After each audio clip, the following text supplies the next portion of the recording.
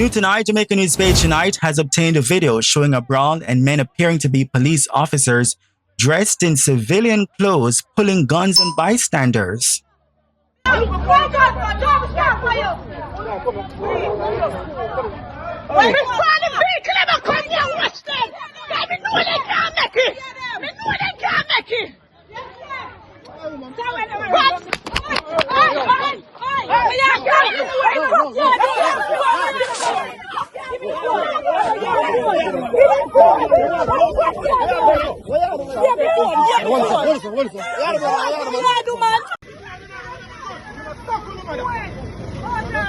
Around them people, but I want to come from. Uno mad.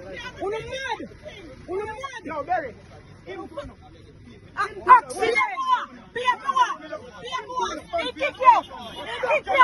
The incident reportedly occurred at the scene of a motor vehicle accident in Portland. Authorities are aware of the footage and we're monitoring the situation closely. We'll bring you more details as information becomes available.